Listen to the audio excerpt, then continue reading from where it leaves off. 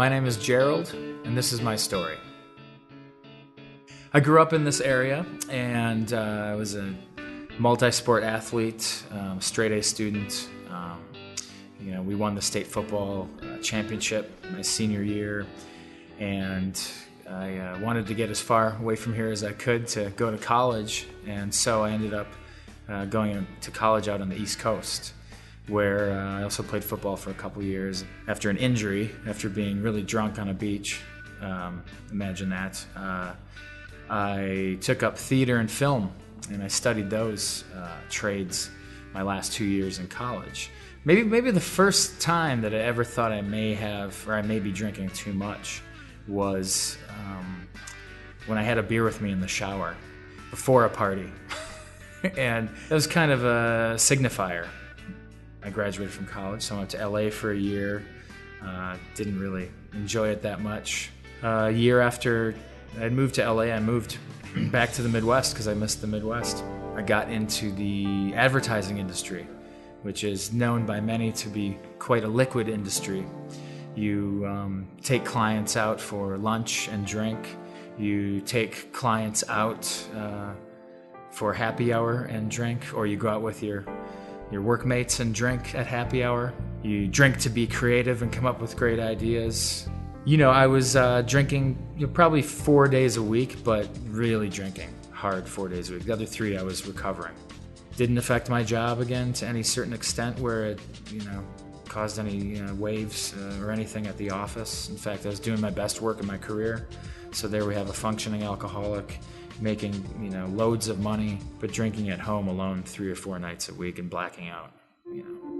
I went to a funeral of a friend of mine who OD'd on OxyContin and cocaine.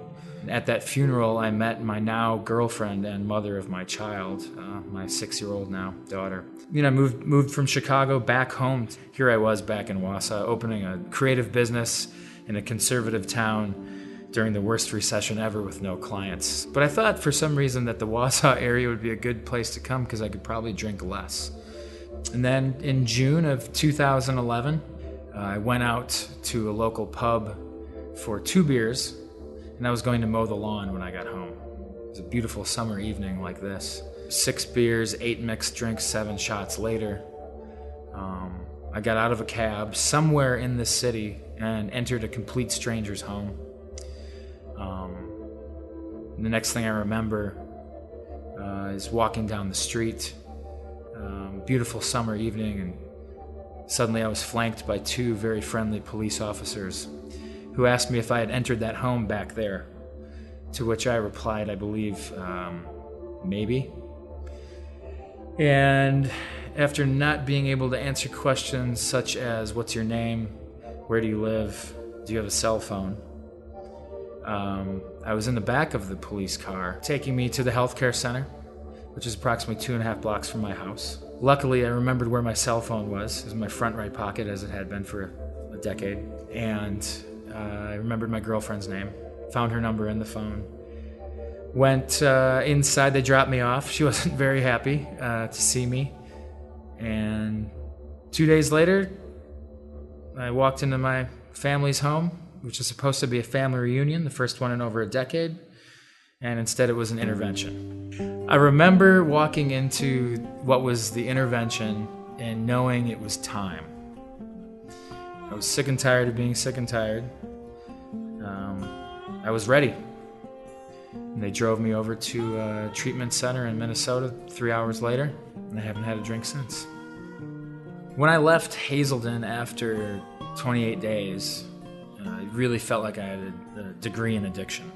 One of the things that they really harped on there was that it's a progressive disease.